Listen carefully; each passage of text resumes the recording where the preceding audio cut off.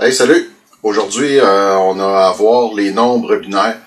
Donc, tu as sûrement déjà entendu des chiffres avec des 0 et des 1. Donc, on va apprendre aujourd'hui comment les convertir pour savoir quel chiffre que c'est dans notre mode décimal.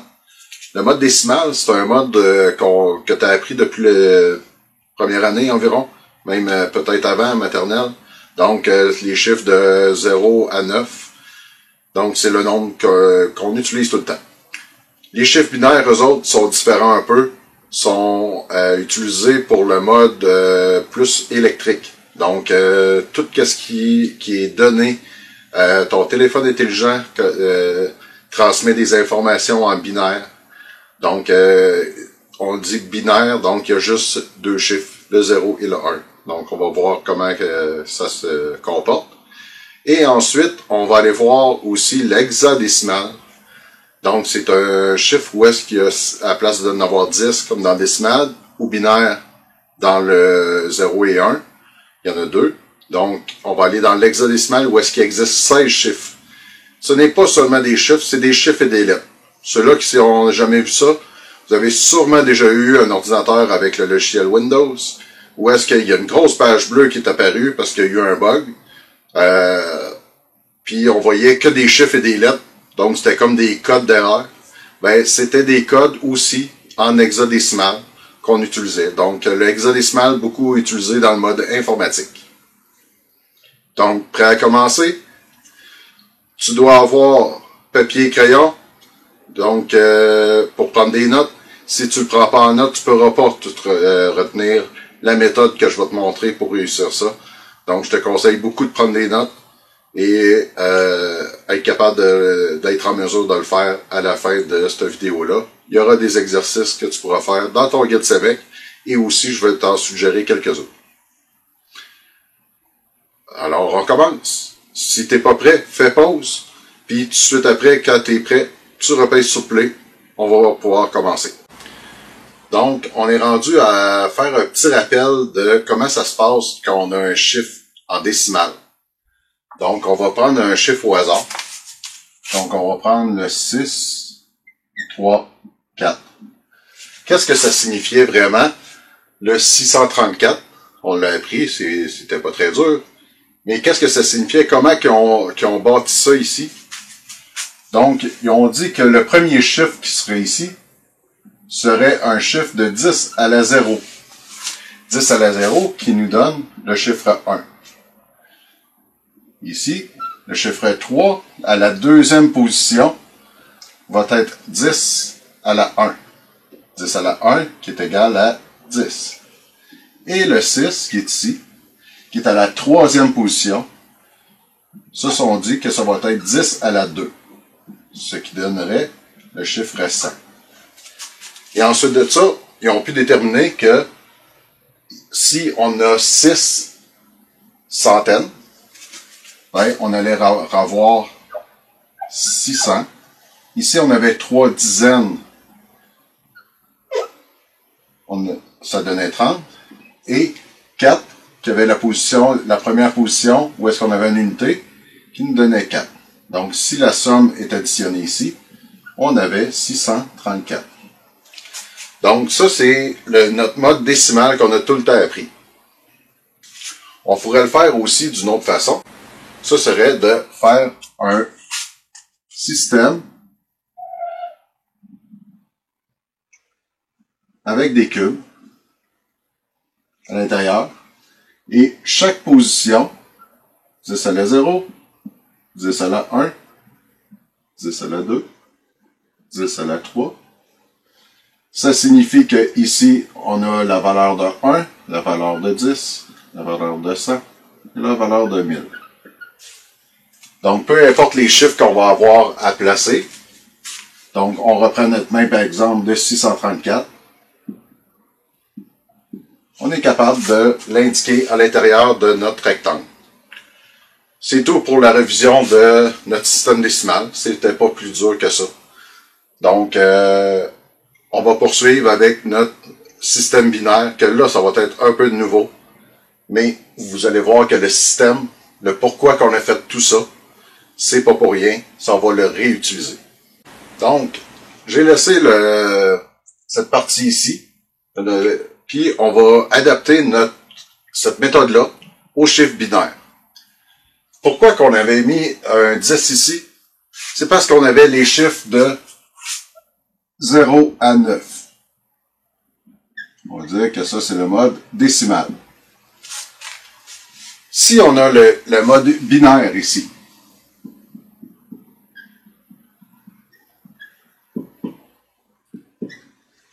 donc, quel chiffre qu'on va avoir? On va avoir les chiffres 0 à 1, qui est le chiffre 2.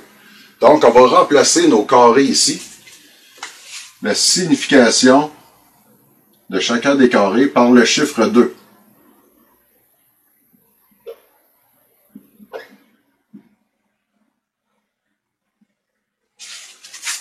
Donc, 2 à la 0, 2 à la 1, 2 à la 2, 2 à la 3.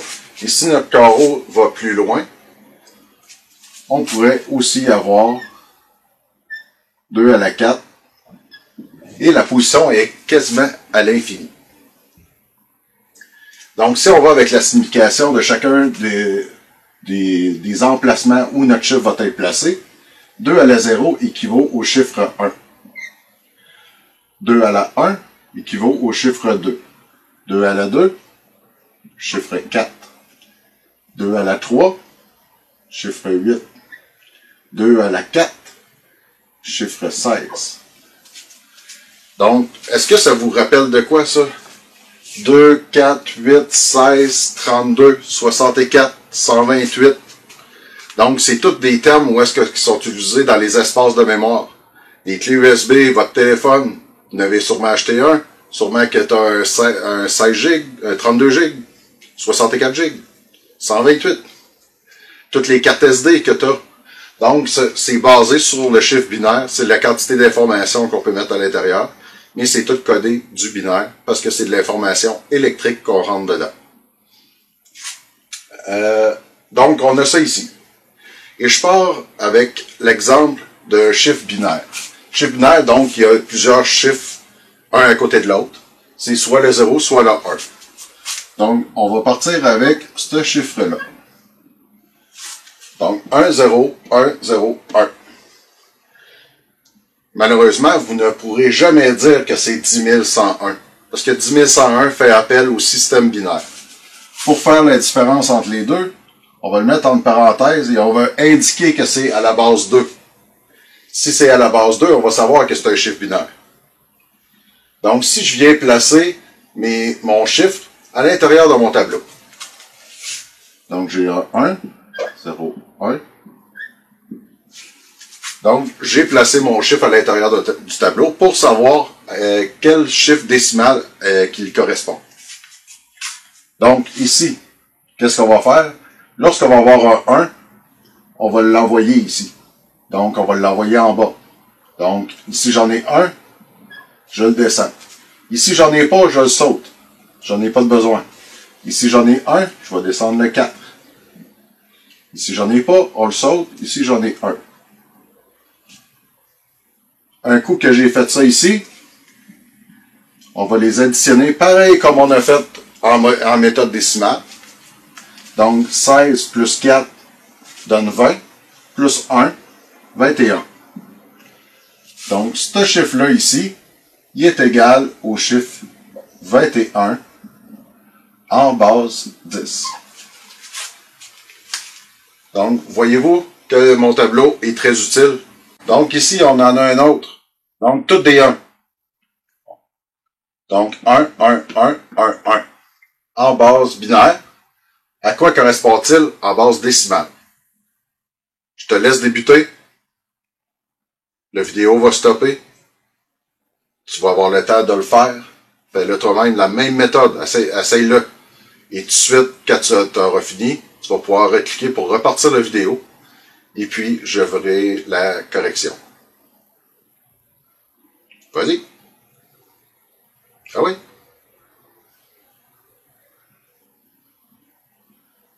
OK. Donc, tu l'as fait. J'espère que ça a bien été. Tu n'étais pas trop mélangé. Donc, on va essayer de le faire ensemble. Donc, tu l'as fait. On voit où est-ce que ça l'a accroché pour être capable de s'améliorer. Donc, je prends mon chiffre, je l'insère dans le tableau et on redescend les chiffres où est-ce qu'il y a des 1. Donc, on les redescend au complet.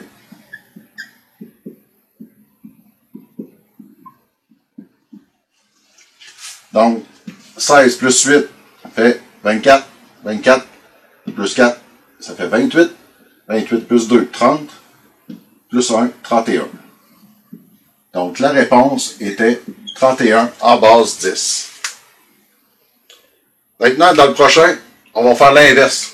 Je vais te donner un chiffre décimal, ici, puis on va essayer d'aller le remettre dans le tableau pour avoir le chiffre binaire. Donc, on va être rendu avec prendre un chiffre décimal, puis on va essayer de trouver quel est le chiffre binaire associé à ce chiffre-là.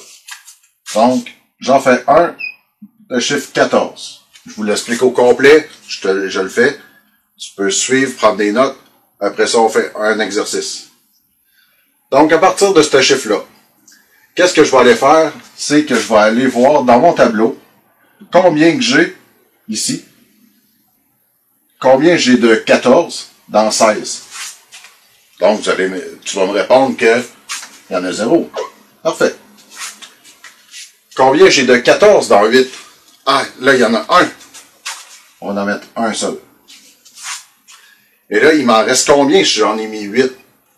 Donc, on va voir que ici, j'ai 14 moins 8. Il va rester 6. Combien j'ai de 6 dans 4? Ah, j'en ai 1. 6 moins 4. Il me reste 2. De 2 dans 2, ah, j'en ai 1. 2 moins 2 égale 0. De 0 dans 1, il n'y en a pas. Et voilà. Donc, j'ai mon chiffre binaire. Le dernier ici, il est inutile. Donc, c'est comme avoir marqué ici, les deux derniers zéros sont inutiles. Lui, il est inutile, il n'y a pas de 1, donc on le laisse aller. Donc, le chiffre binaire sera 1, 1, 1, 0. T'as vu un petit peu comment ça marchait, la logique en arrière de tout ça? Donc, j'efface ça, je t'en mets un nouveau ici, et tu recommences. Donc, j'ai placé le chiffre 18 en base 10. Maintenant, je te demande de le remettre en base binaire. Donc, tu y vas, je te laisse aller. Même principe que tantôt, la vidéo va se mettre sur pause. Tu le fais, quand tu es prêt, quand tu vas être prêt, tu vas recliquer et je vais faire le solutionnaire. Vas-y, c'est à ton tour. Donc, tu l'as fait. Donc, bravo. J'espère que tu l'as eu bon. Donc, ici, on va y aller et tu vas voir la solution. Donc, des 18, un 18, j'en ai combien dans 16? J'en ai 1. 18 moins 16, reste 2. Ici, on peut déduire de plus en plus que des 8, des 4, j'en aurais pas ici. Combien de 2 dans 8? L'erreur que souvent le monde font, c'est qu'ils prennent ce chiffre-là pour le mettre dedans. Ça pourra pas, parce que ici, combien j'ai de 2 dans 8, ça fonctionnera pas. OK, il va en avoir trop. Je peux juste en mettre 1. Donc, qu'est-ce que je vais faire ici? C'est que je vais dire qu'il y en a 0. 0. 2 dans 2, il y en a 1. 2 moins 2, reste 0. Donc, il n'en reste plus. Et voilà. Donc, c'est le chiffre. Maintenant, si tu cliques sur ce lien-là qui est ici, pas loin d'ici, en avant, ça va t'amener exactement à un questionnaire qui va être là, puis tu vas pouvoir avancer là-dedans, puis répondre aux questions. Ensuite de ça, oublie pas dans ton guide CEVEQ, plusieurs pages qui parlent de transposition de binaire à décimal et de décimal à binaire. Donc, je te conseille de les faire pour être prêt pour le formatif. Ça va s'en venir dans quelques jours. Donc, on se prépare déjà à cette connaissance-là pour l'avoir acquise, pour que ça aille bien. Et reconsulte tes notes, t'as le droit à ça. Donc, on se revoit pour l'hexadécimal. Maintenant, l'hexadécimal. L'hexadécimal, ici, Donc, on va avoir des X veut dire 16. Donc, on va avoir des chiffres de 0 à 15. Et le problème qu'on a, c'est aussitôt qu'on tombe avec deux chiffres comme le 10, le 11, le 12, le 13, le 14 et le 15, on a un problème parce que ça fait trop référence à nos chiffres décimales. Donc, qu'est-ce que les autres ont fait? C'est qu'ils ont rajouté, donc on avait de 0 à 9, et ensuite de ça, ils ont rajouté le A majuscule, B majuscule, C, D, E et F. Donc, avec ces chiffres-là, ils ont été capables, et ces lettres-là, ils ont été capables de faire de très plus gros chiffres parce que notre base en base 16 est de 16 chiffres. Donc, on peut aller écrire de très, très grands chiffres avec le moins de positions possible. Je vous donne un exemple et on regarde ça tout de suite après. Donc, pour commencer, on va partir avec une base 16. Donc, on va s'en inventer un. Donc, 6F en base 16 correspondrait à quoi en base 10? Et là, je vous montre la technique. On garde encore notre tableau qui est ici, parce qu'il marche bien, puis vous l'avez appris comme ça, fait qu'on va le garder. On rajoute juste une petite chose. Le but, ça va être de faire des groupes de 4. Et pourquoi 4? Je vous l'explique. Si, ici, on va changer de couleur pour mieux voir. Je passe ça en groupe de 4 ici. Puis ici, il vaut 8, lui vaut 4, lui vaut 2, lui vaut 1. Additionnez-les toutes. Combien ça va vous donner? 8 plus 4 fait 12, plus 2, 14, plus 1, 15. Donc, on peut faire des chiffres de 0 à 15 avec 4 chiffres binaires. Donc, comment qu'on va faire pour voir cette position-là? Donc, ici, je veux représenter 6 et F. Donc, vous voyez que chacune a sa position. Première position, deuxième position. Ici, pour l'instant, on va dire que c'est la même chose. C'est la réplique de ce qu'il y a là. Donc, 1, 2, 4 et 8. Juste pour aller faire nos chiffres. F correspond à combien? Donc, de 0 à F, donc lui a la position de 15. Comment qu'on va faire pour écrire 15 ici? Comme on l'a dit tantôt, c'est toutes les positions à 1. 1, 1, 1 et 1.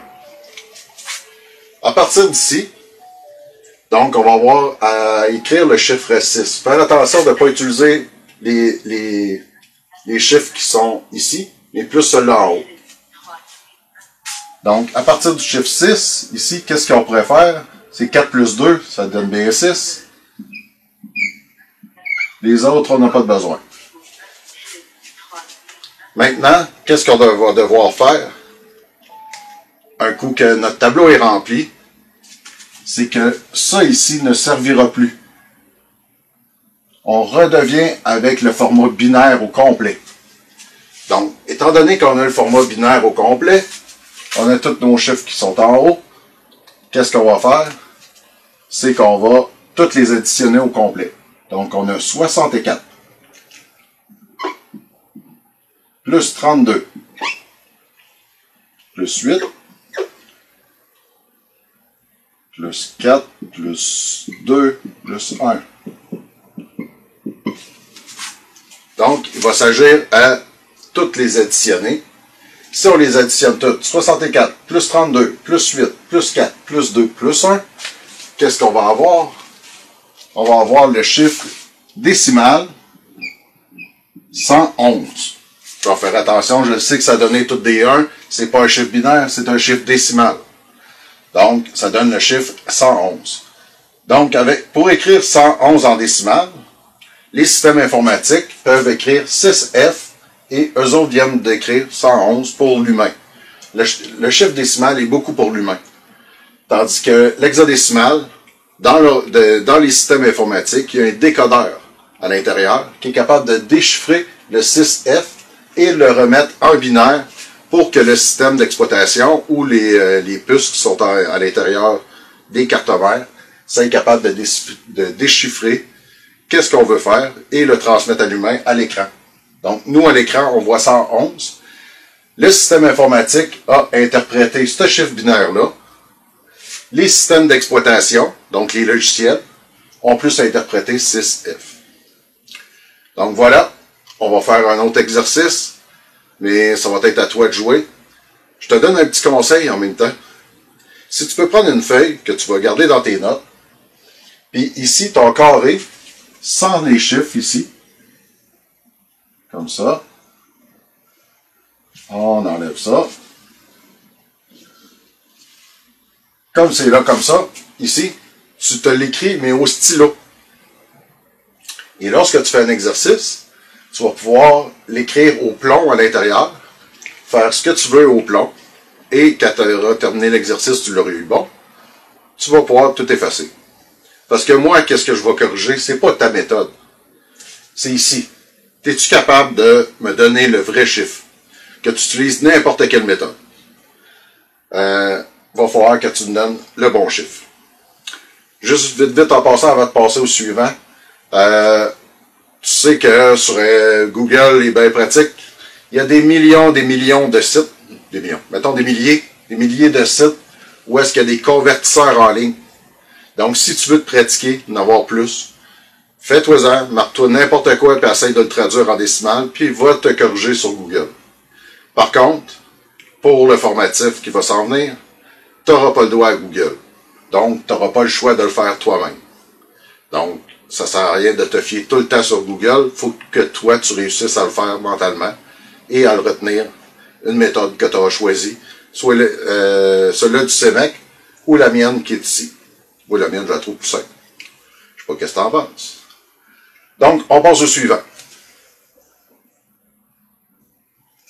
Donc, le prochain qu'on a, c'est le chiffre A6. Je te donne une piste pour partir. Et je te laisse aller pour le reste.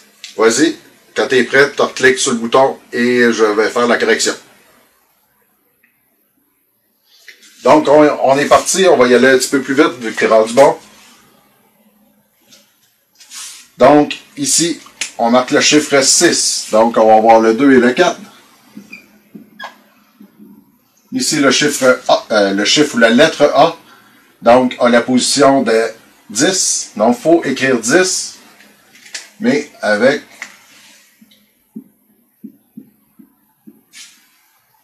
8. Donc, pour écrire 10, c'est le 1, le 8 et le 2. Donc, on a notre grand chiffre binaire. Il reste à remettre ça en chiffre décimal. Donc, le chiffre décimal qui sera 128 plus 32 plus 4 plus 2 va être égal, si on les additionne toutes, au chiffre 166 en décimal. J'espère que tu l'as eu. Sinon, inquiète-toi pas, tu vas avoir d'autres exercices où est-ce que tu vas pouvoir te pratiquer. Puis si jamais ça ne fonctionne toujours pas, viens me voir, mais que tu reviennes à l'école. On va en faire un ensemble. Mais il faut que tu apprennes les étapes. C'est pour ça que la vidéo est faite. Relis les étapes, tout le temps. Donc, prochaine explication, c'est qu'on va faire le contraire. On va en mettre un là pour obtenir l'autre.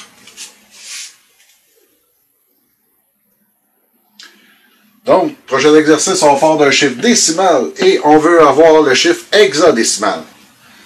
Je te montre comment faire et ensuite de ça, tout de suite après, un exercice guidé comme tantôt. Je pense que c'est une bonne méthode. Puis, on va voir ce que ça donne. Donc, 26. 26, il faut que je l'écrive. Si je pars mes étapes à l'envers, ça veut dire qu'il va falloir que je l'écrive en binaire en premier. Donc, 26, ici, je vais m'arriver tout de suite là. Ici, je sais que c'est tout des zéros. Il n'y a pas de besoin. 26 moins 16 reste 10. Ici, j'en ai 1. 10 moins 8 reste 2. Ici, je vais en avoir 0. Ici 1 et ici 0. Un coup que mon chiffre est transféré en binaire, il me reste à faire des paquets de 4. Donc, je mets mon paquet de 4 ici. Et je vais associer ce chiffre-là ici. Donc, ici, j'ai la valeur de 1. Ici, j'ai 8 plus 2. 8 plus 2, ça fait 10. 10, dans mon code hexadécimal, correspond à A. Donc, la solution, ici, c'était 1 A. T'as vu un peu comment j'ai fait? À cette heure, je vais t'en mettre un, puis c'est toi qui va devoir le convertir. Donc, on recommence. Donc, dernier numéro. Après ça, je te laisse faire des exercices. Donc, j'ai décidé de placer le chiffre 91.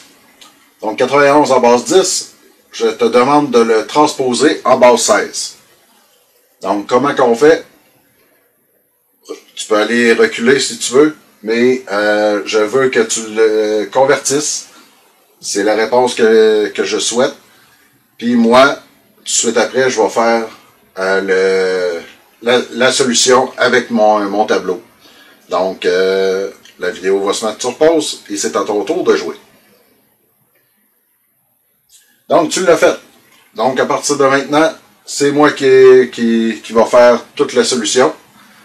Donc, ici, 91. Est-ce que ça vaut la peine d'aller dans le 128? Non. Dans le 64, oui, j'en ai un. Donc, 91 moins 64 va me donner 27. Et 27 dans 32, est-ce que j'en ai? Non. Des 16, oui, j'en ai. 1. 27 moins 16. Donc, il me reste combien? Je vais avoir 4 plus 7, fait 11. Ensuite de ça, des 11 dans 8, j'en ai 1. Je vais avoir 11 moins 8. 3. Des 4, il n'y en a pas. Des 2, il y en a 1. 3 moins 2, reste 1. 1 dans 1. Et 1 moins 1. Et voilà. Donc, j'ai mon chiffre binaire qui est ici. Il va me rester à aller associer par paquet de 4 chacun des chiffres qui sont ici. Donc, ici, si je reprends ça, je vais chercher mon chiffre en rouge qui est en haut. Donc, 4 plus 1, qui est là. Donc, j'ai le chiffre 5. Ici, 8 plus 2 fait 10, plus 1, 11. 11 correspond au chiffre B. Donc, réponse 5B. En base 16. Donc, j'espère que tu vas pouvoir te débrouiller avec ça. Réécoute la vidéo, revois les doubles explications que je donne. Ça va t'aider. Puis sinon, on se voit à l'école. Puis je pourrais t'aider encore. Mais fais ton bout de chemin, je veux que tu apprennes les étapes.